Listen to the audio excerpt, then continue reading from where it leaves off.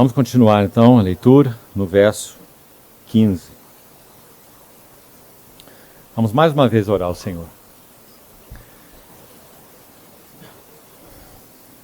Querido Pai, amado, nós te suplicamos continuidade da tua instrução aos nossos corações e a interpretação do Espírito Santo, teu mestre, nosso mestre, para nos explicar a tua palavra. Ajuda-nos, Senhor, ilumina os olhos do nosso coração. Queremos ver as realidades espirituais. Assim oramos, em nome de Jesus. Amém. Por falar em realidade espiritual, certa vez eu li uma frase de Austin Sparks, nos ajudando, na verdade, definir o que seria revelação espiritual. Olha o que ele disse. Revelação é uma abertura do reino da realidade espiritual realizada pelo Espírito Santo, para que então possamos compreender as verdades divinas. Revelação é uma abertura no reino ou do reino da realidade espiritual. Nós vivemos em um reino natural em que tudo é temporário. Passarão os céus e a terra, diz o Senhor. Mas a realidade do mundo real, me perdoe a redundância, é a que é espiritual, a que permanece para sempre. Como que nós podemos conhecer, tocar, entrar? Quem não nascer de novo não pode entrar no reino, né? Então, revelação significa literalmente uma abertura, como ele disse, no reino daquilo que é para sempre, o reino da realidade espiritual. O único que pode fazer essa abertura é o Espírito Santo. Por isso ele é chamado de Espírito de sabedoria e de revelação. Então, quando ele tem lugar, porque ele pode não ter lugar, para realizar essa obra no nosso coração, então nós recebemos revelação. Ele nos permite, nos abre o caminho para nós vermos as coisas como Deus vê. Vermos a palavra como Deus vê. E não só vermos, né? Mas entrarmos nas realidades espirituais. É o ministério do Espírito Santo. Então é isso, por isso que nós oramos ao Senhor que nos conceda essa bênção juntos, revelação. Continuando então, verso 15 do capítulo 6. Ele diz assim: depois de ter dito, vamos recordar o 14, o pecado não terá domínio sobre vós, pois não estáis debaixo da lei, e sim da graça. E daí? Quando ele diz assim, e daí? Ele está dizendo, quais são as implicações? Quais as consequências? Por isso ele põe, e daí? O que vem em seguida? Então ele está caminhando, né, nas implicações do que ele iniciou no começo do capítulo 6. Estamos mortos com ele, fomos sepultados com ele, quando ele ressuscitou, repartiu conosco sua vida para que andemos, verso 4, em novidade de vida. Tudo que já vimos. Então ele diz, e daí? Havemos de pecar, porque não estamos debaixo da lei e sim da graça? De modo nenhum. Não sabeis que daquele a quem vos ofereceis. Presta atenção, irmão. Porque ele está começando a entrar no terreno que ele vai desenvolver no capítulo 7. E chegar no clímax no capítulo 8. Ele está entrando no terreno subjetivo. Ele está entrando no terreno da experiência. O fato já foi declarado. Já pisamos aí nesse terreno espiritual do fato, né? Nós cremos no fato. Nós estamos unidos ao Senhor em toda essa sua experiência pela fé. Ele morreu, nós morremos, ele foi sepultado, nós fomos sepultados, testemunhamos no batismo, não é? Ele ressuscitou e nós andamos em novidade de vida, Cristo é a nossa vida. Agora, ele está entrando no terreno subjetivo. Aliás, ele já começou a fazer isso no capítulo 6, verso 13. Olhe lá, a mesma palavra. Não ou nem ofereçais. É voluntário, não é? Claro. Ele está dizendo, não façam isso, não ofereçam. Terreno da experiência. Cada um dos membros do seu corpo ao pecado. No 13. E no 16. Não sabeis daquele a quem vos ofereceis. Está vendo bem? mesma ideia. Então, se nós nos oferecemos, aquele a quem nós nos oferecemos como servos para obediência, desse mesmo a quem obedeceis, sois servos. Seja do pecado para a morte, ou da obediência para a justiça. Lembrando que muitas vezes, irmãos, aqui em Romanos, muitas vezes é o caso, a palavra justiça tem a conotação de santidade. Muitas vezes. Então, o oferecimento é voluntário, é deliberado. Vos ofereceis, aquele a quem vos ofereceis, sois servos. Vamos parar aqui só um pouquinho. Passe algumas páginas da sua Bíblia para Romanos 13. Vamos aplicar muito bem o que nós estamos lendo aqui, porque começamos a pisar o terreno da experiência, o terreno subjetivo. Romanos 13. Olha o que diz lá. Vamos ver desde o 11, para termos um bom contexto. E digo isto a vós outros, que conheceis o tempo, o kairos, que já é hora de vos despertardes do sono, porque a nossa salvação, lembra que falamos que a salvação é a grande palavra do livro de Romanos? Inclui todos aqueles 8 termos que citamos no início?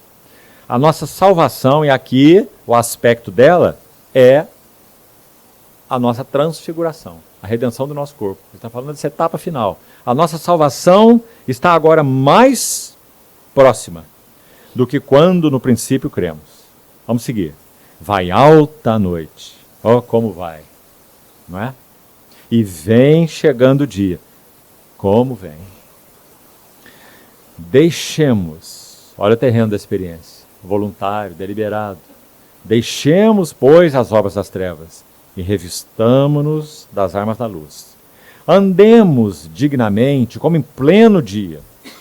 Paulo é um poeta também, né? Pelo Espírito Santo. Está usando figuras, metáfora. Não está falando de andar aí no dia e na noite você vai dormir, não é? Ele está usando figuras para nos dar verdades espirituais. Andemos como em pleno dia, não em orgias. Aí essa aí é a noite, então, né?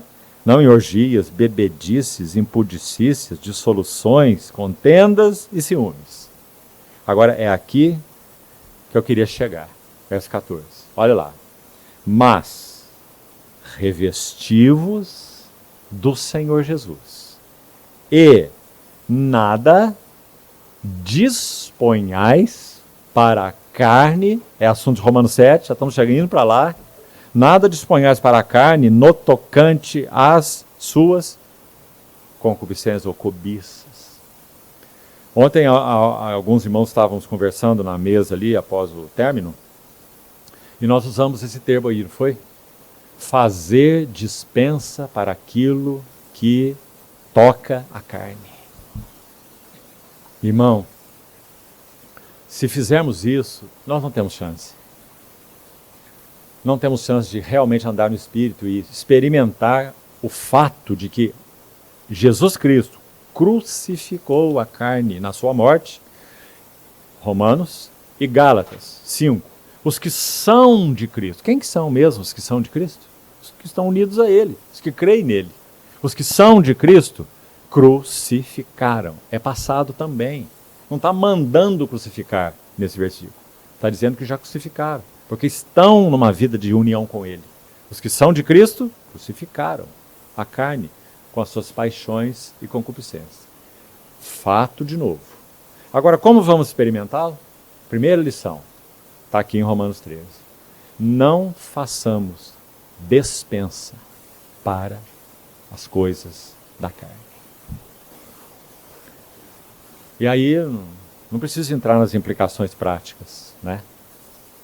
Por exemplo, alguém que tem dificuldade, para citar um exemplo, com álcool, ele tem algo a fazer. Ele não pode ter bebido em casa, ele não pode andar com quem bebe, ele não pode ficar passando em ambientes que ele sente o cheiro de bebida, e etc. Se ele fizer isso, ele está fazendo provisão, dispensa para a carne. Se alguns irmãos aqui tiveram no passado dificuldades com imagens inadequadas, tome cuidado com o seu celular. Tome cuidado com a internet. Porque você abriu seu celular usar o teu dedo e dar o clique, ninguém está segurando na sua mão para você fazer isso. É voluntário. Você está oferecendo os seus membros à impureza. Então Paulo já argumentou, você viu no capítulo 6, daquele a quem você se oferece, você é servo. Não foi que nós vemos? Você se oferece, então você é servo. Nós achamos o quê? Eu me ofereço, então eu estou no controle. Não é? Exato. Paro quando quiser, não paro nunca. Não é assim? Por quê? Porque está escrito na palavra como é que funciona. Vamos recordar. Há aquele, craseado, há aquele a quem nos oferecemos. Nós somos escravos. Graças a Deus. Porque se nós nos oferecemos a Ele, nós somos escravos dele. E aquilo que Ele é, reinará sobre nós, triunfará sobre nós. Então, irmãos, vamos levar isso em conta. Porque realmente nós vivemos no que Paulo chama aos Filipenses de uma geração pervertida e corrupta. Não é? E nós não precisamos ir a ela. Mais um detalhe. Não é? Porque ela vem de enxurrada até nós. Então, irmão, por exemplo, falei que não ia aplicar tanto, né? Mas deixa eu fazer um pouquinho. Se você não carece desesperadamente de ter Facebook e Instagram, cancele a sua conta. Cancele a sua conta. Para que isso? Você vê o que o vizinho come, para onde que o vizinho viaja, que roupa que o vizinho usa, e aquelas mulheres vestidas sensualmente, e fazendo foto com aqueles tipos de cara, com aqueles tipos de boca, com aquelas roupas. É isso que você quer, irmão? Então jogue fora. Se não é o que você quer. Mas se é o que você quer, é disso que você é escravo. Porque você se oferece. Você não tem controle. Isso é que tem controle sobre você. Então, a não ser que seja absolutamente necessário. É o meu trabalho. Tá bom? Então, irmão, trabalhe de joelhos. Porque você está exposto às feras. Então, quero dizer para você, e digo com toda humildade, né, o Senhor o sabe, por entender isso, eu nunca tive, em nenhum momento, contas, nem Facebook e nem Instagram. Nunca tive e nunca terei. Não que o meu coração e mente seja melhor do que o de vocês. Pelo contrário. O alerta para mim, e por isso estou compartilhando Romanos 13, é o que eu acabei de ler. Não faça dispensa para a carne no tocante às suas cobiças.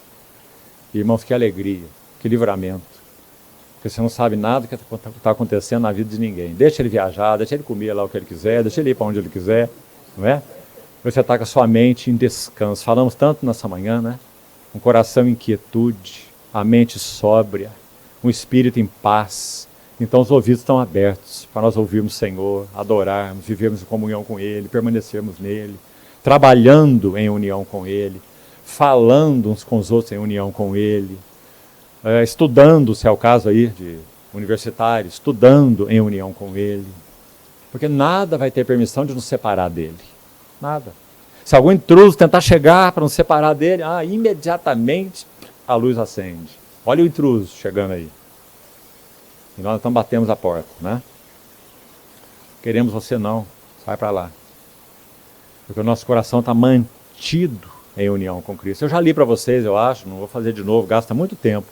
Porque eu não consigo ler sem parar, para comentar. E o texto é bonito e relativamente grande. É o texto de A.W. Tozer, sobre vida interior. Alguém já ouviu? Em outros lugares, em outras ministrações, eu já li esse texto todo. Aqui mesmo. O cultivo da vida interior, de A.W. Tozer. Ele fala muita coisa linda ali. Muita coisa linda. Reduz os seus interesses a uns poucos. Aprenda a orar interiormente a todo momento. Aí ele fala assim, olha, com o tempo, porque é exercício, irmão. Quem que pretende ganhar músculo, entra na academia, faz uma semana, fala, já estou frustrado, olha aí para você ver, está tudo igual. Uma semana de academia, não é? E na vida espiritual, é diferente? Não. Exercício espiritual. Palavra que não gostamos, ó, que entra assim atravessado no nosso ouvido. Disciplina espiritual.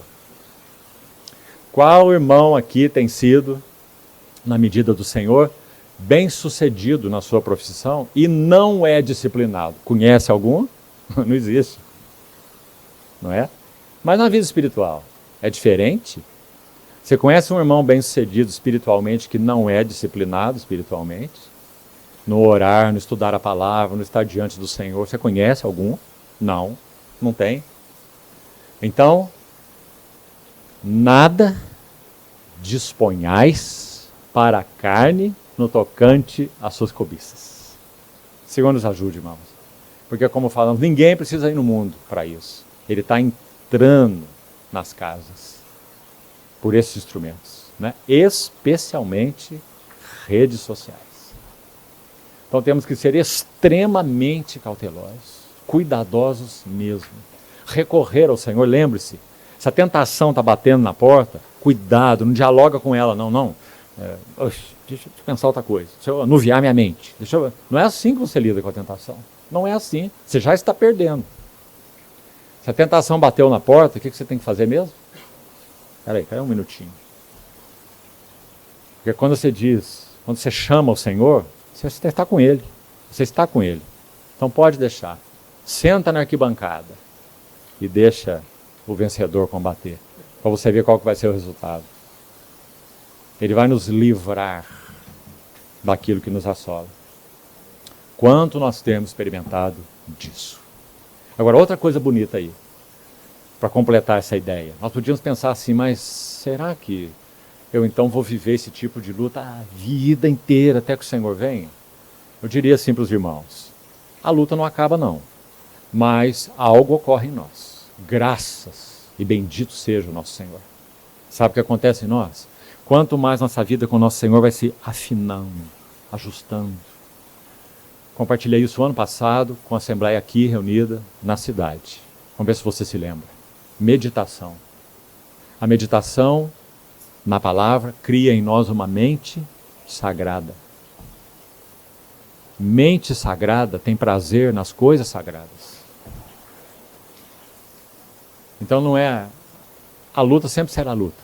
Mas quanto mais avançando, mais nós vamos amar o que o Senhor ama. Ter prazer no que o Senhor tem prazer. Gostar do que o Senhor gosta. Ter alegria no que alegra o Senhor. Graças ao Senhor. É isso que a Bíblia chama de maturidade cristã. Não é maravilhoso, irmãos? Nós não vamos ser criancinhos o tempo todo, não. Se andarmos por esse caminho, nós vamos amadurecer. O Senhor vai realmente mudar os nossos apetites.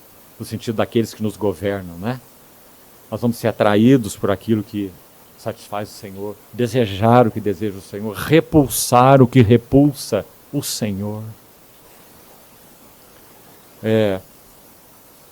Um autor cristão escreveu uma obrazinha, ela é interessante, não é assim, nada de especial não. Então não estou fazendo exatamente uma indicação para os irmãos não, mas ela é boa, me ajudou quando jovem, chamado Teologia da Alegria.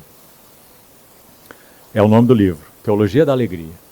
Ele fala uma coisa interessante ali, entre outras. Ele diz assim, o homem foi criado por Deus, a sua imagem, a sua semelhança, para obter o máximo do prazer. Éden significa o que mesmo? Delícia, deleite, prazer. Por que o Senhor deu o nome àquele jardim de Éden? Porque ele criado à imagem e semelhança de Deus, foi colocado em um lugar onde na vida de união com Deus, que aliás ele não experimentou, né, plenamente, por desobediência, ele teria o clímax do prazer, o máximo do prazer. Afinal de contas, o máximo do prazer, do gozo e da alegria é o nosso Senhor. Salmo 43. Envia a tua luz e a tua verdade para que me guiem e me levem ao teu santo monte, aos teus tabernáculos. Então eu irei ao altar de Deus, que é a minha grande alegria. Salmo 43. De Deus, que é a minha grande alegria. Então ele diz, para isso nós fomos criados. A questão é que quando o homem peca ou erra o alvo, a semente continua lá. Ele é um buscador de gozo. Ele é um buscador de prazer. Ele foi criado para isso. Ninguém vai tirar isso dele. Ele é um buscador de alegria. Só que ele busca um lugar errado. Ele cava para si mesmo cisternas rotas, que não retém as águas. Então o problema não está buscar prazer, o problema está buscar prazer em cisternas rotas, que não retém as águas. Então, é esse texto, Romanos 13, 14, capítulo 13, verso 14, que nós usamos para ilustrar esse, volta lá por favor, Romanos 6, 16. Vamos ler de novo. Não sabeis, Romanos 6,16, não sabeis desse fato, que daquele a quem vos ofereceis como servos, para obediência, desse mesmo a quem obedeceis, sois servos? Servo da impureza, servo da pornografia, servo da maldade, servo de muita coisa mais, não é? Servo da tagarelice, servo da maledicência, a língua que não sossega, não para de falar mal dos outros, né? Seja do pecado para a morte ou da obediência para a justiça. Muito importante, então, amados irmãos, nós vemos que é uma oferta voluntária. Então pense muito bem nisso, irmão. Pense muito bem nisso. A que e a quem, ou ao que você está se oferecendo. Verso 17. Mas graças a Deus, porque outrora, escravos do pecado. Aí não tinha, nessa época não tinha liberdade nenhuma, não. Não tinha chance. Era só pecado e pecar, né? Antes de que fôssemos regenerados. Então, outrora, escravos do pecado. Contudo, viestes a obedecer de coração à forma de doutrina a que fostes entregues. E uma vez libertados do pecado, fostes feitos servos. Lembre que a palavra servos é escravos. Escravos da justiça. Que linda expressão, não é? Falo como homem, por causa da fraqueza da vossa carne. Especificamente, o que isso significa? O que Paulo quis dizer? Eu falo como homem por causa da fraqueza da vossa carne. É a fraqueza do vosso entendimento. De alguma maneira, ele, como esse apóstolo tão claro das realidades espirituais do Senhor, ele queria ajudar os romanos a avançarem no conhecimento e no entendimento das realidades espirituais. Então, por isso ele diz, a fraqueza do vosso entendimento, a pequenez do vosso entendimento. Assim como, vamos seguir, oferecestes, passado, os vossos membros para a escravidão da impureza. Olha que termo, irmão. Como nós dissemos, nós não temos, por nós em nós mesmos, controle de nada, só achamos que temos. É a escravidão da impureza. Nos rege, né?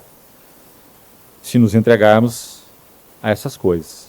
E da maldade para a maldade. Assim, mais uma vez, olha quantas vezes o termo oferecei, né? Ele é um destaque nesse capítulo, certo? Já estamos lendo a terceira ou quarta vez. Oferecei agora, faça isso, é deliberado, é sua escolha, voluntária. Oferecei agora os vossos membros para servirem à justiça para a santificação. Olha que bonito. Para a santificação.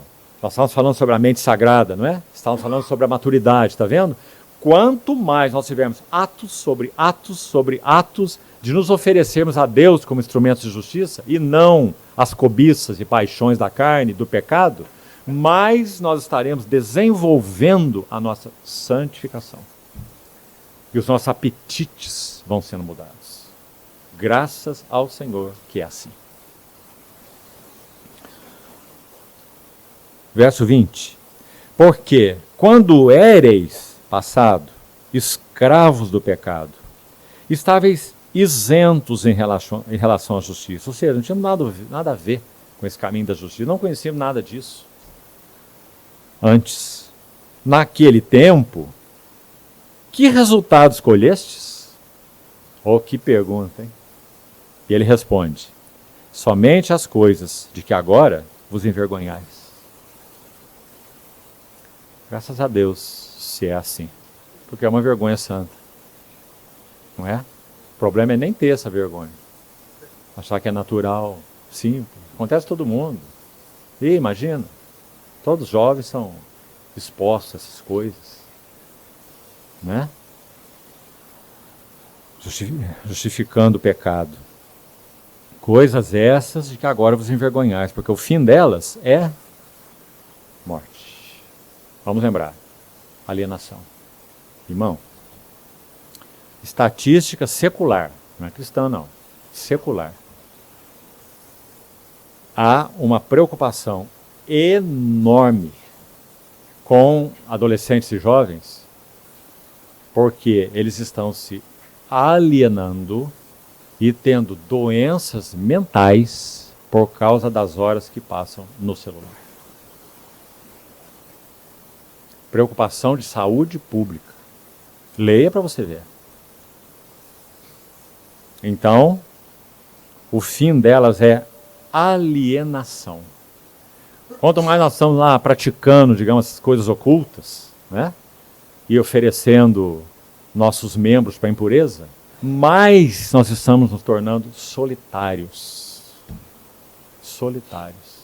Tanto é que essas coisas são praticadas de maneira escondida, né? Isolados, solitários. Perdemos a relação com Deus, uns com os outros, com as esposas, com os filhos, com os irmãos. Consciência maculada. Morte, alienação. Verso 22. Agora, porém, libertados do pecado, transformados em escravos de Deus, tendes o vosso fruto para a santificação e, por fim, a vida eterna. Porque o salário do pecado é a morte. Esse salário é pago no dia e hora exatos. Não tem atraso nenhum. Pecou, recebe o pagamento. Na hora. É um patrão que não atrasa de jeito nenhum. O salário do pecado é a alienação. A morte. Mas o dom gratuito de Deus é a essência da vida. Vida eterna. Zoe. Em Jesus Cristo, o nosso Senhor. Oh, que lindo, irmãos. Nosso tesouro está aí. É isso que nós temos. Como nós falamos, imagine tirar isso de nós. Não é? Graças ao Senhor. Temos a Ele e Ele tem a nós. Para sempre. Vamos entrar no capítulo 7. Porventura, nada mudou na linha de argumento de Paulo. Ele está só seguindo pelo capítulo 7. Porventura ignorais. Você já fez essa pergunta no capítulo 6, né? Porventura ignorais, irmãos, pois falo aos que conhecem a lei. Que a lei tem domínio sobre o homem toda sua vida. Por quê? Porque passarão os céus e a terra, mas minhas palavras não passarão. O chamado decálogo, para os que nunca ouviram isso, por favor, preste atenção. Os chamados 10 mandamentos, que se resumem, como o Senhor fez, no amarás o Senhor teu Deus de todo o teu coração, alma, forças e entendimento, e amarás o teu próximo como a ti mesmo, aquele decálogo, ele nunca passará. Porque ele é uma expressão do que Deus é no caráter dele, certo? Então a lei não passa, a lei não morre. O que o Senhor falou mesmo naquele chamado Sermão do Monte? Eu vim para cumprir a lei e não para revogá-la. Certo? Claro, irmãos. É a lei moral de Deus. Deus é moral. Aquele é o caráter de Deus, imutável. E, me permita esse neologismo, impassável. Nunca passará, certo? Então, por que estamos falando isso? Olha a beleza desse capítulo aqui, olha como ele começa. Vamos lá de novo. Fala aos que conhecem a lei, que a lei tem domínio sobre o homem toda a sua vida. É a lei de Deus. E aqui ele está aplicando ao casamento. Que sabedoria de Paulo pelo Espírito Santo. Olha só. Ora, a mulher, ele vai nos ajudar com uma figura que expressa exatamente a realidade espiritual. A mulher casada está ligada pela lei ao marido, certo? Enquanto ele vive. Mas, se o mesmo morre ou morrer, quem mesmo morrer? O marido. Então ela fica desobrigada da lei conjugal. Então, por favor, presta atenção. De sorte que ela será considerada adúltera se, vivendo ainda o marido, ela se unir com outro homem. Ninguém tem dificuldade de entender nada até aqui. Porém, se morrer, quem mesmo? O marido. Presta atenção aí, essa ênfase no marido. Ela estará livre da lei e não será adúltera se contrair novas núpcias. Vamos parar aqui um pouquinho. Depois continuamos. Quem é o marido? Na analogia de Paulo. Não. O marido é a lei. A lei. Quem é a esposa? O velho homem. Então, meus irmãos, olha a situação. Romanos 7 vai dizer assim, que a lei do Senhor é, olha o que ela é, boa, perfeita, espiritual. Paulo diz, a lei é espiritual. Claro, ela é a lei de Deus, a expressão do caráter dele. A lei é espiritual, mas eu, quanto à minha natureza, eu, de mim mesmo, eu sou o quê? Carnal. Ele põe, vendido à escravidão do pecado. Óbvio, ele está falando por natureza, certo? Porque ele vai fazer o contraste, carne e espírito. Então, vamos indo aqui para a conclusão da ideia. A lei nunca morre. Então, nós estamos perdidos. A demanda vai ficar sobre nós, eternamente. E nós não podemos fazer nada. Para usar a figura do casamento. Espero que você nunca esqueça isso, irmão. Olha que maravilha. A lei é como um marido perfeito. Sabe qual seria a maior tragédia, o maior inferno de uma esposa? Ter um marido perfeito. Porque ela é imperfeita. Certo? Então você imagine esse marido. Ele é perfeito. Ela não pode falar absolutamente nada contra ele. Nenhum pensamento, nenhuma motivação, nenhuma palavra. Ele não erra nunca. Afinal de contas, a lei erra? Não, a lei é espiritual, é boa, é perfeita. É a lei de Deus. Foi ele que deu essa lei, dizendo, eu sou assim. Certo? Eu sou assim. Essa é a minha lei. Então ele colocou a lei, como nós falamos, lá atrás, como um espelho diante do homem e dizendo, olhe quem é você, diante do que eu sou. Está claro isso, irmão? Só que ela nunca morre. Então, nós fomos diante da expressão de quem Deus é, nós nos tornamos totalmente devedores. Porque nós não pecamos, então o que nós temos que fazer? Nós temos que tentar satisfazer a perfeição declarada de Deus pela lei. Ela é o marido perfeito. E a esposa está lá desesperada, somos nós. Como que eu agrado esse homem? Como que eu consigo agradar esse homem? Mas tudo que ele fala é perfeito. Tudo que ele pede é exato. Mas ele não erra nunca. Nem palavra, nem motivações, nem atitudes. Ele é uma maravilha, ele brilha, ele é reluzente. Assim é a lei do Senhor. É espiritual, é boa, é perfeita, digna. E ela está desesperada. E agora? Para piorar, esse marido não morrerá nunca. Ele nunca vai morrer. A lei é eterna. Não tem chance para ela.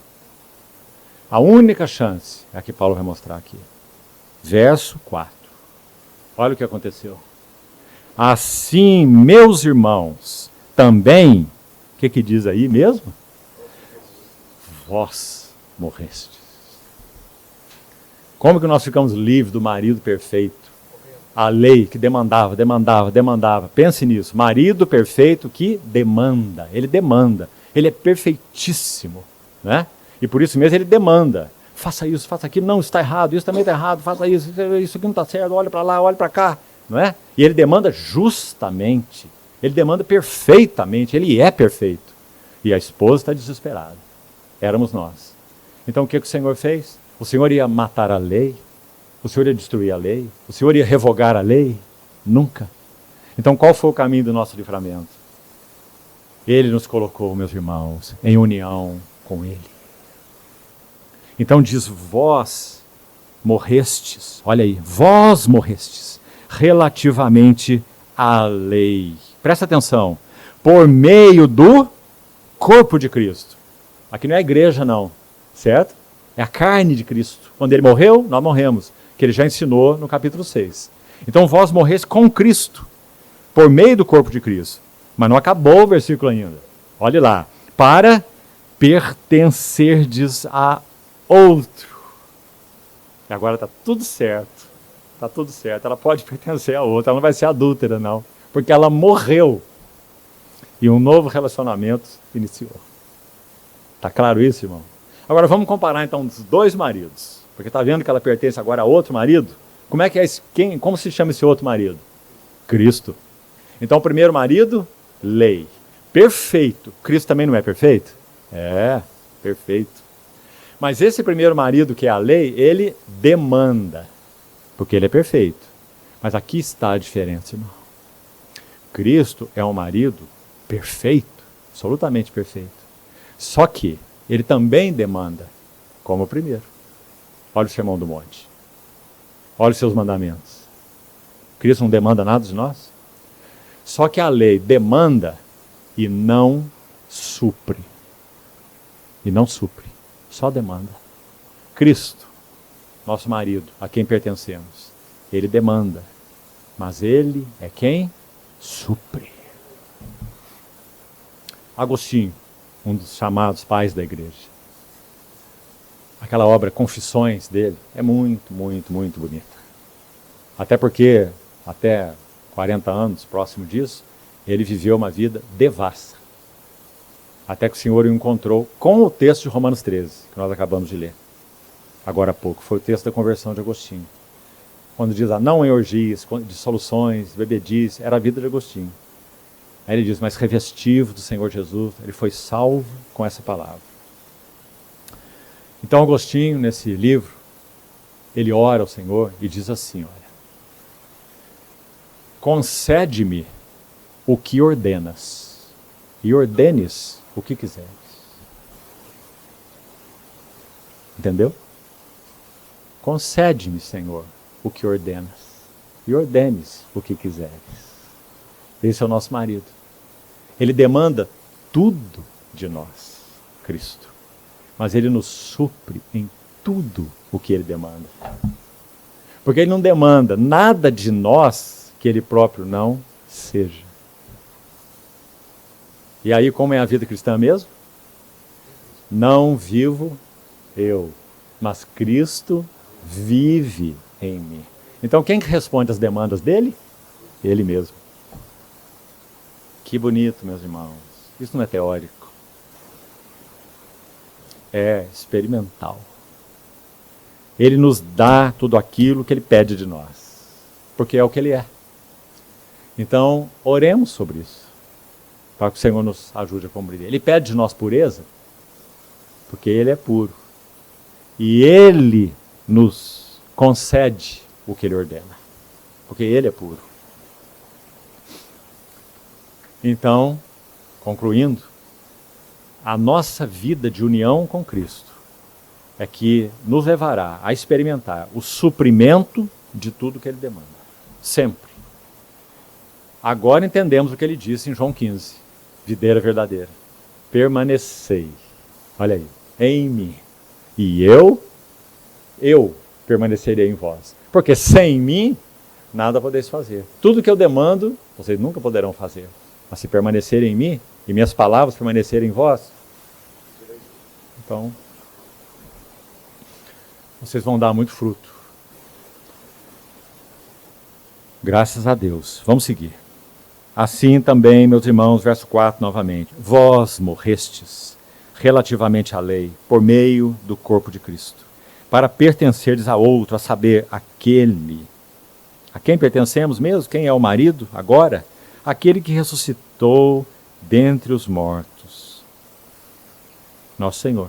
E deste modo, pertencendo a esse marido que demanda e supre, nós frutificamos para Deus. Olha aí João 15. Eu vos designei para que vades e deis fruto, e o vosso fruto permaneça, desde que permaneçam em mim, para que eu permaneça em vós. Que lindo, não é?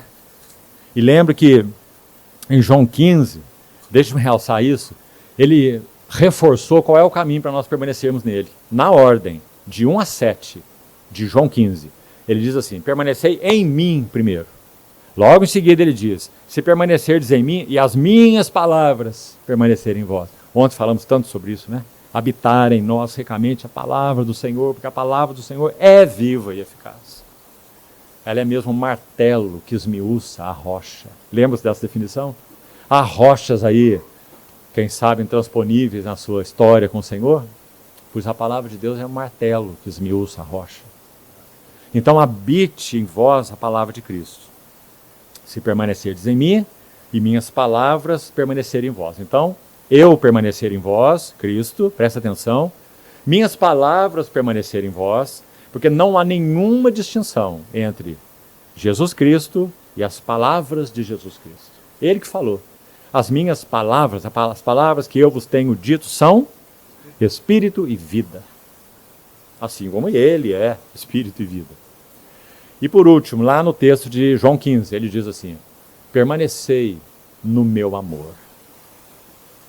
Vamos pegar essa sequência aí, olha como nos ajuda. Permanecei em mim.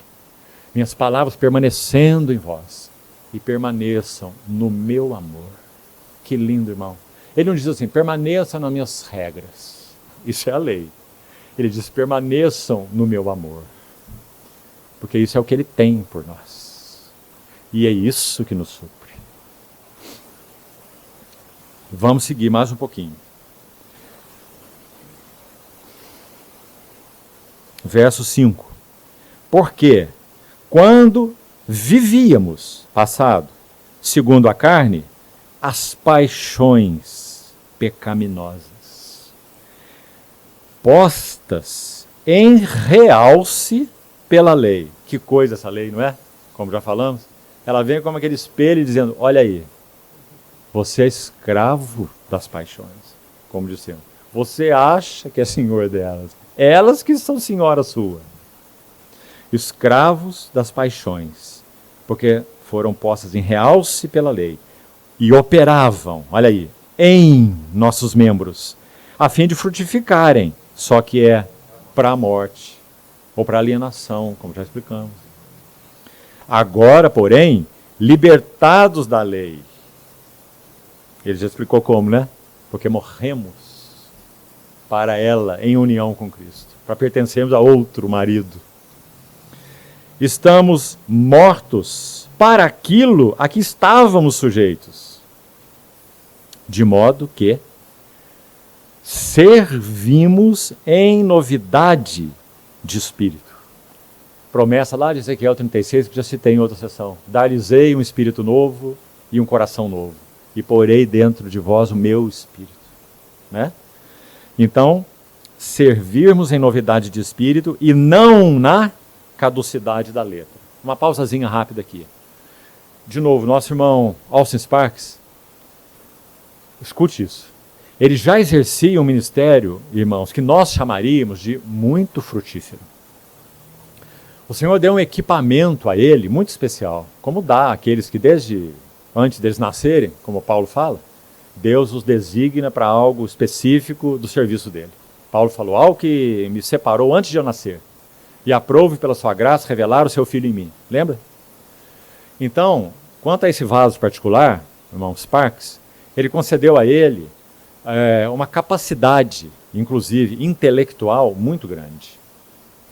Ele foi aluno de Campbell Morgan, um mestre das Escrituras. E a biografia diz que ele foi, dentre muitos alunos que Campbell Morgan teve, Campbell Morgan é chamado de o príncipe dos pregadores expositivos. E Sparks foi um dos alunos dele. Então, é dito que Sparks foi dos seus alunos mais brilhantes. A dedicação, a disciplina, o empenho em conhecer o Senhor, conhecer a palavra. Então ele começou a exercer o seu serviço ao Senhor. Ele mesmo disse, narrando a sua experiência, que ele poderia compartilhar, olha isso, qualquer dos 66 livros da Bíblia, sem nenhum esboço à frente dele. Então, ministrando qual é a carga daquele livro, quais são as notas principais, quais são as ênfases e etc. De todos os livros da Bíblia. Ele já fazia isso. Vamos seguir. Um dia, ele fala assim para sua esposa: eu vou entrar no meu escritório e eu estou parafraseando, tá? O que eu li. Você não me traga nem comida nem água, porque eu não vou sair do meu escritório até que o Senhor deixe claro para mim porque o meu ministério tem sido tão infrutífero. Já pensou nisso, irmão? Um homem que podia fazer tudo que eu falei aqui. Dar uma aula de Bíblia em qualquer livro, expondo a carga do livro, as notas do livro, a intenção do Senhor em cada livro. Ele está chamando isso de ministério infrutífero. Aí ele foi para o escritório e ele narra. Ele começou a ler Romanos. Bom, Romanos ele conhecia quase de cor. Certo? Ele começou a ler Romanos. Então ele entrou em Romanos 6. E então ele chegou aqui. Por isso eu parei aqui. Ele chegou aqui em Romanos 7, 6. Agora, porém, libertados da lei, estamos mortos para aquilo que estávamos sujeitos, de modo que, olha, servimos, ministramos, servimos em novidade de espírito e não na caducidade da letra. E ele compreendeu que o ministério dele estava sendo exercido assim, na caducidade da letra. Como que dando aulas de Bíblia, compreende? Com todo o conhecimento e até a experiência que ele tinha. Então o que ele compreendeu? Ele compreendeu que ele realmente precisava da unção do Espírito Santo. Para que esse logos que ele conhecia tão bem pudesse ser rema na boca dele. E que esse logos, de novo, que ele conhecia tão bem, pudesse ferir o coração dele. Palavra de Deus viva e eficaz. De tal modo que essa espada que o ferisse, então tivesse poder para, no bom sentido, ferir outros. A mesma espada que abrisse caminho no coração dele primeiro, abriria caminho no coração de outros. Presta atenção, irmão. Porque isso é que é ministério espiritual. Não é dar aula, não é ser professor. O seminário está cheio deles. A palavra do Senhor precisa expor as nossas entranhas. Se isso for feito em nós, então há a possibilidade, pela graça do Senhor, dela ser usada pelas nossas bocas para expor as entranhas de outros. E nós sabemos que essa exposição não é para vergonha de ninguém, né? É exposição para cura, salvação, restauração, transformação, avanço espiritual. Então está aí a experiência específica dele com Romanos, com esse versículo. Vamos pensar sobre nós. Será que nós temos servido o Senhor na caducidade da letra também? Será que quando nós estamos em contato com os irmãos, quem sabe, buscados por aconselhamento, nós não precisamos nem pegar a Bíblia, né? Porque já temos o protocolo pronto. Bem, qual é o seu problema mesmo? O seu problema, a solução é essa. Servindo na caducidade da letra e não em novidade de espírito. Ministrando baseado nos nossos recursos, em qualquer nível. Não estou só falando do ministério da palavra, não. Qualquer nível. Talvez especialmente o ministério da palavra. E também não só o ministério da palavra de púlpito, porque nós servimos uns aos outros com a palavra do Senhor, não é? Então, será que nós temos sido atingidos por ela? Para que elas possam atingir outros através de nós? Se não for assim, não haverá o selo do Espírito no nosso serviço na vida dos outros. Não haverá. Porque seria uma hipocrisia, irmão. algo que para mim não tem significado, não me fala nada, não é realidade para mim, mas eu transfiro para os outros, como um papagaio, né? E buscando que aquilo tenha efeito na vida dos outros, mas não tem nenhum na minha. Nunca o Espírito Santo selará um serviço assim. Então, quão importante é isso e quão maravilhoso é isso, maravilhoso. Como você vê, não é maravilhoso? O Senhor nos chama para uma relação tão íntima com Ele, tão bonita com Ele, de tal forma que Ele põe a mão nesses vasos e exponha tudo. E entra em cada canto e cada recanto e faça o seu trabalho. Então nós vamos poder ser, pela graça dEle, na medida desse avanço, nós vamos poder ser úteis para outros. Olha o que Paulo falou para Timóteo, nessa linha. Procura apresentar-te a Deus um obreiro aprovado, que não tem do que se envergonhar, que maneja bem a palavra da verdade. Né? Para que então, como ele diz, teus ouvintes possam ser edificados. Então maneje bem essa palavra. Eu diria assim, meus irmãos, como já disse, essa espada que nós manejamos, ela não é manejada assim em primeiro lugar, não. Ó. Ela é manejada assim, ó, para que ela tenha efeito na vida de outros. O Senhor nos ajude a compreender isso, irmãos. Porque se compreendermos, que bênção. Imagine, irmãos, quanto nós vamos avançar como Assembleia do Senhor. Não é? Irmãos que realmente estão sendo feridos com a palavra, dando lugar ao Senhor e usando essa adaga de 2 gumes, uns na vida dos outros. Verso 7. Olha a pergunta. Que diremos, pois? É a lei pecado? Porque, afinal de contas, quando a lei veio, ela voltou à ofensa. Então, tira a lei. Porque quanto mais a lei chega perto, mais eu vejo que desastre. Mas eu peco quando eu conheço a lei. Era melhor que eu não conhecesse nada, porque aí eu ia pecar, mas também eu não sabia de nada, minha consciência ia estar mais tranquila. Né? Então, o que diremos, pois? É a lei pecado?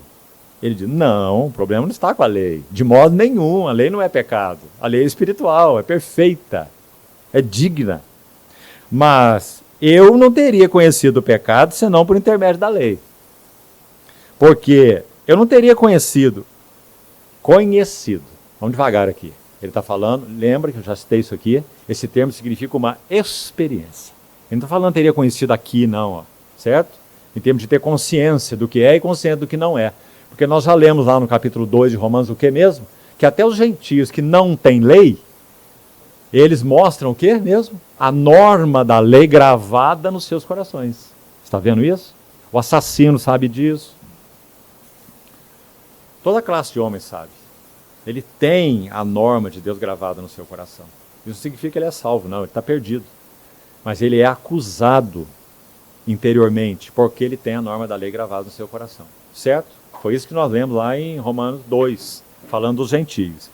Então ele está dizendo aqui, eu não teria experimentado a cobiça se a lei não dissesse, não cobiçarás. Cobiçar é proibido.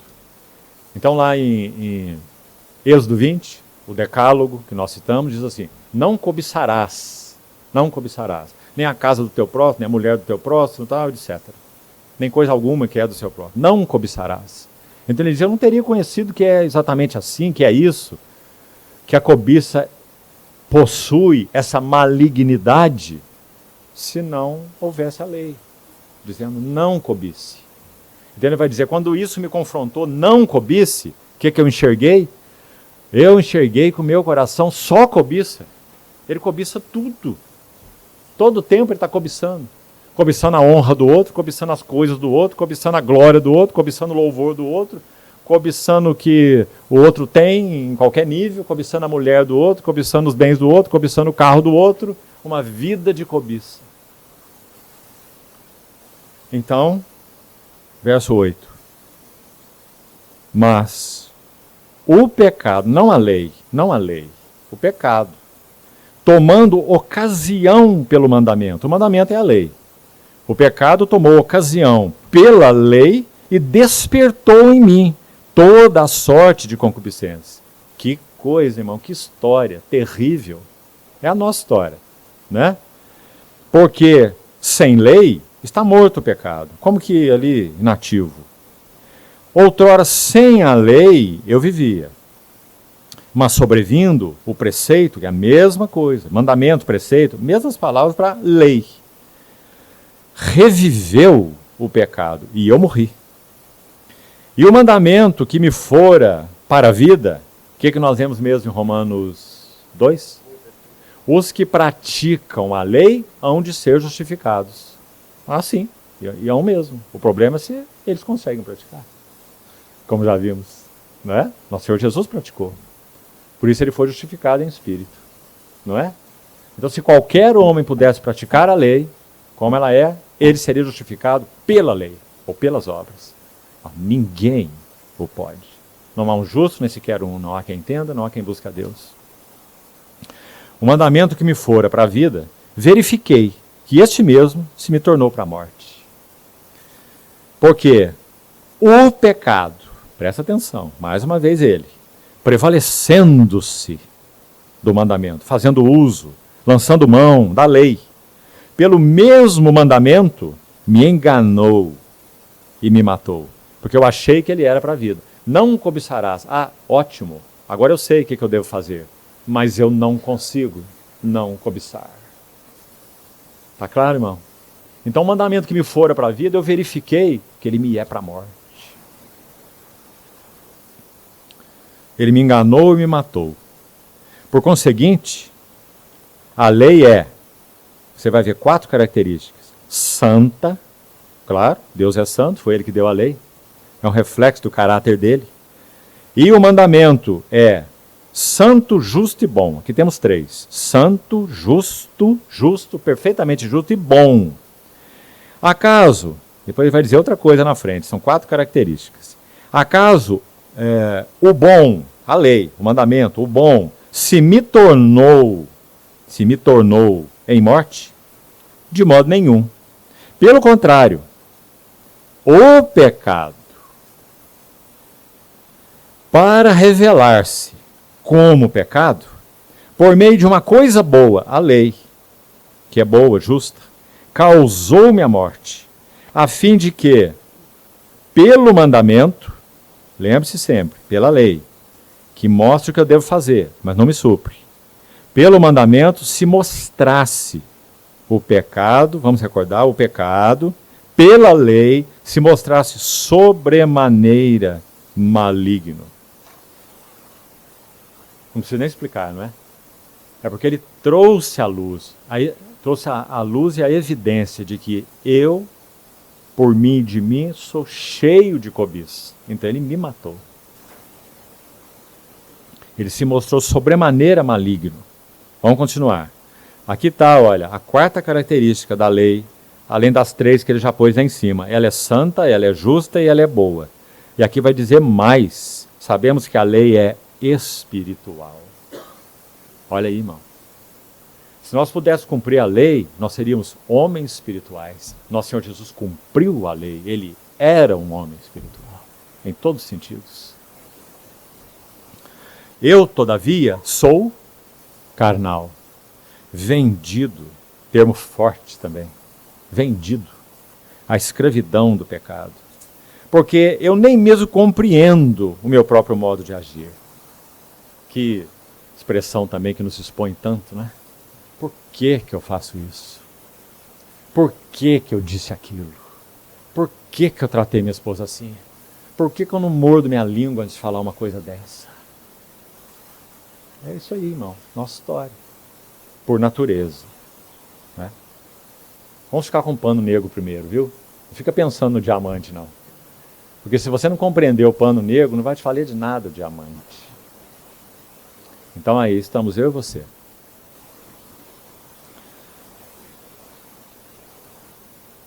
Verso 15.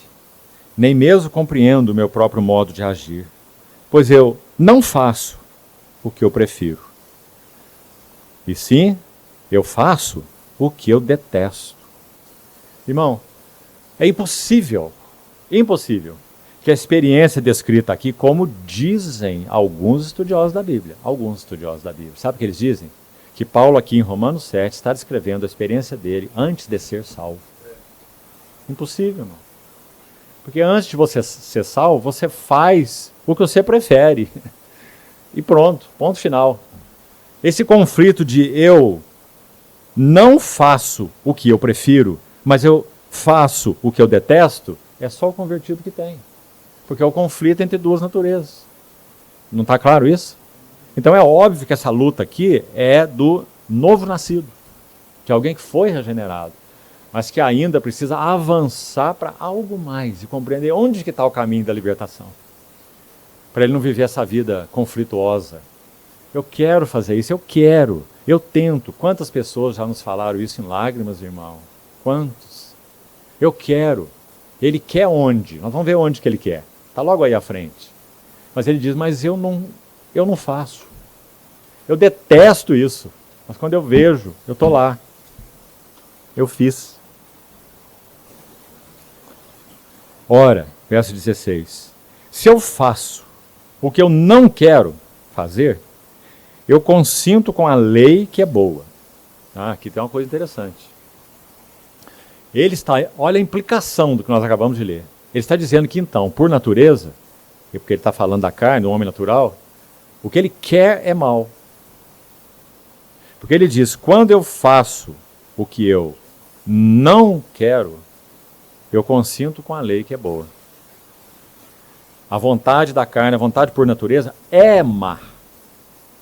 Ela é cheia de ciúmes, de competição, de inveja, de rivalidade, de tudo aí, cobiças, etc.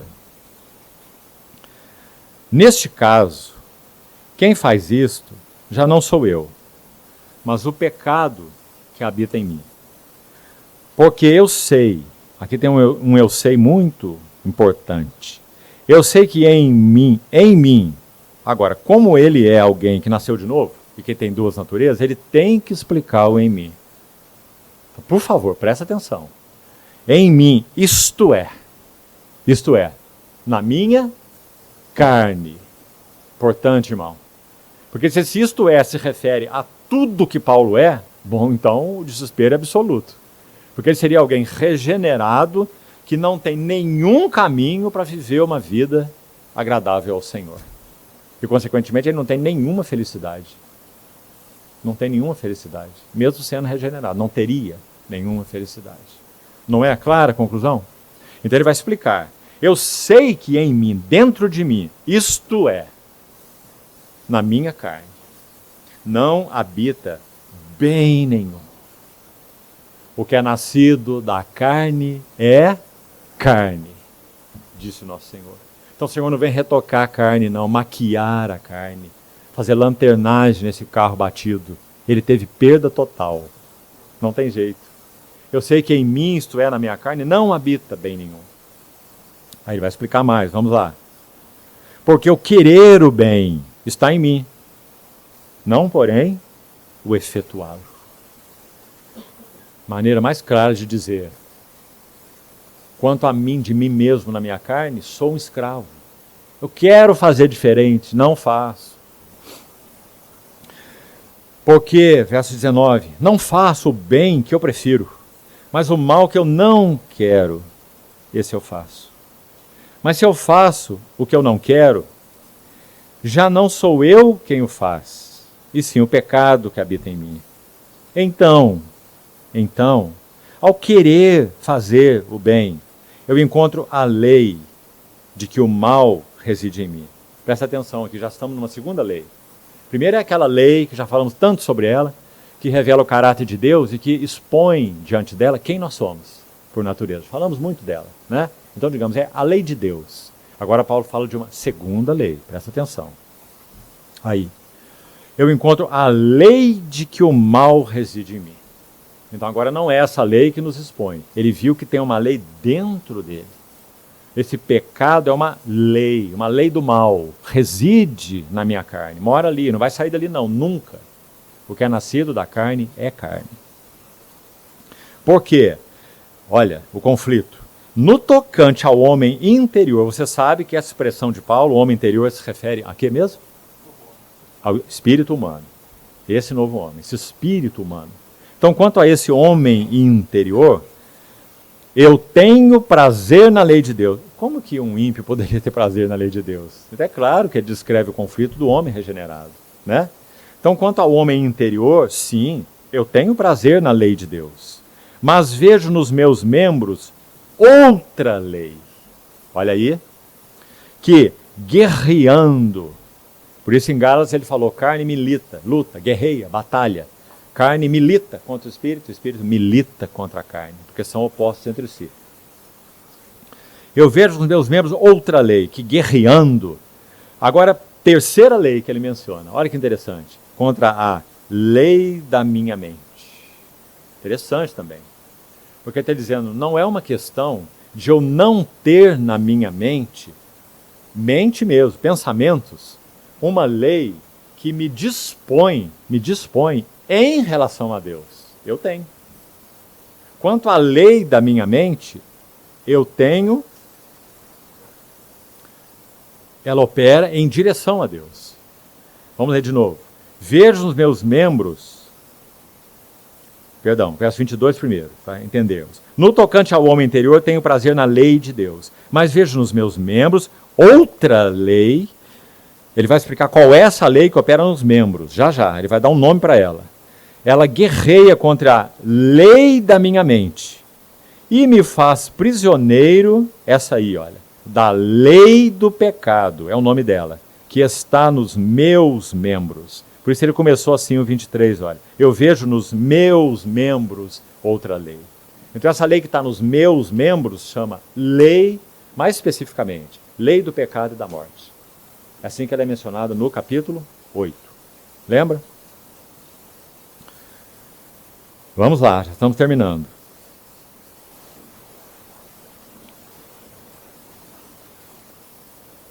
Verso 24.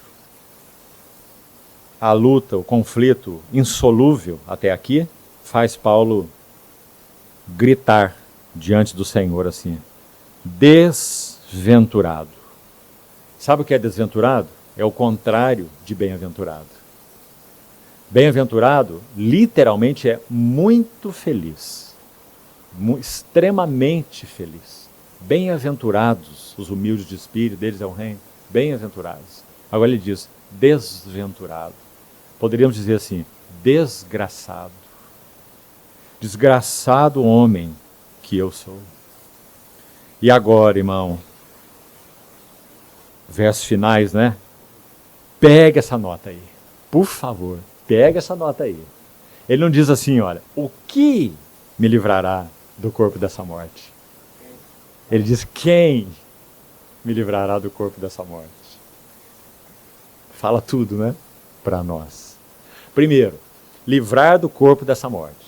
Talvez você já tenha ouvido por que ele fala isso nesse versículo.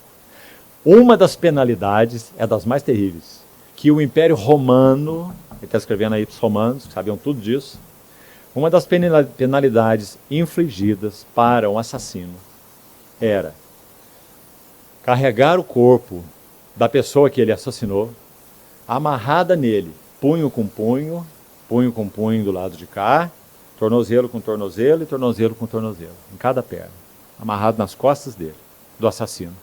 E ele iria carregar esse corpo até que o corpo apodrecesse, o corpo de quem ele matou. Ele ia dormir com esse corpo amarrado nele, ele ia comer, tomar banho com esse corpo, até esse corpo apodrecer. Quando esse corpo apodrecesse, então naturalmente ele ia se desligar dessas ataduras. Pode imaginar isso, irmão? Então ele está fazendo alusão a isso. Ele diz, eu tenho aqui amarrado em mim um corpo morto. O mau cheiro dele é insuportável. Ele é nojento. Ele está apodrecendo nas minhas costas. E eu durmo com ele. E eu acordo com ele.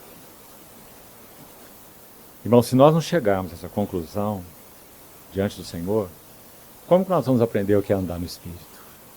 Você compreende? Isso é o que nós somos por natureza.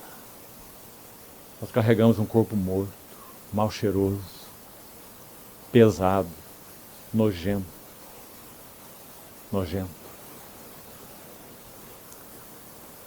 Quem me livrará do corpo desta morte? Então, chegamos aí no clamor, no grito final. Ele vai dizer graças a Deus. Olha, irmão, por Jesus Cristo. O que ele fez, irmão? Literalmente, ele cortou essas ataduras que nos mantinha ligados a esse corpo morto, mal cheiroso, nojento, grudado nas nossas costas, que operava, para usar a outra linguagem que ele usou, operava nos nossos membros. É como uma comunicação entre esse cadáver nojento, morto, e nós, e o vivo, que está carregando esse cadáver. Então ele diz, eu vejo que nos meus membros opera a lei do pecado e da morte. Interessante, né? Ele está dizendo, esse defunto, ele tem efeito sobre mim. Opera nos meus membros essa morte. E é uma lei, não tem exceção não. Lei do pecado e da morte. Opera nos meus membros. Quem me livrará do corpo dessa morte? Graças a Deus, por Jesus Cristo, o nosso Senhor. De maneira que, conclusão, eu, de mim mesmo, porque eu sou por natureza, de mim mesmo, todos nós, meus irmãos, vamos absorver esse veredito de Deus, irmão.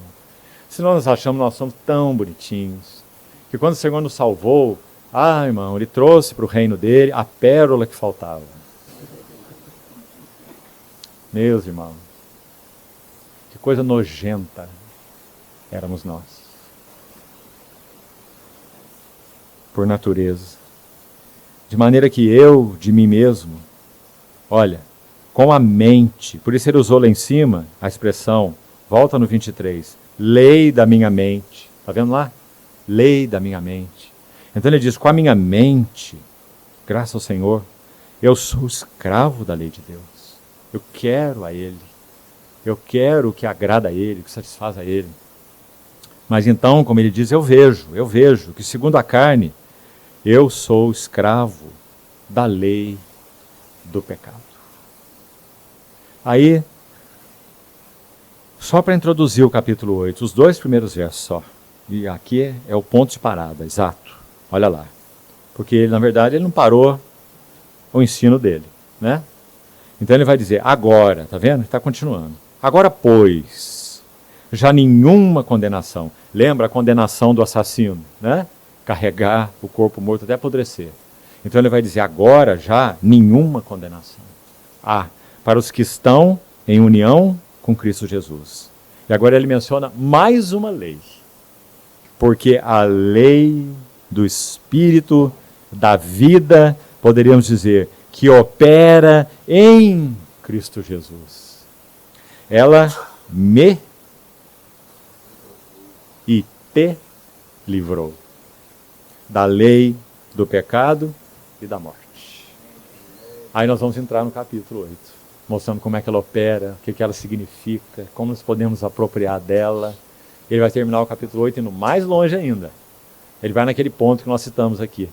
Ele vai enfocar o que é que significa essa liberdade, olha aí, liberdade da glória dos filhos de Deus. É nesse caminho que nós estamos, irmãos. Todos nós. Que o Senhor nos ajude nisso, então, a compreendermos essas realidades espirituais e experimentarmos a beleza dela nas nossas vidas. Vamos orar e terminamos, então. Senhor amado, bendito Pai, bendito Consolador, te agradecemos, porque preparaste para nós essa tão grande salvação. Senhor, confessamos, reconhecidos, o teu veredito sobre nós por natureza, escravos de toda sorte de paixões e concupiscências, mas também, Senhor, com gozo e um grito de triunfo, nós confessamos, nós dizemos, graças a Deus, por Jesus Cristo, o nosso Senhor. Amém.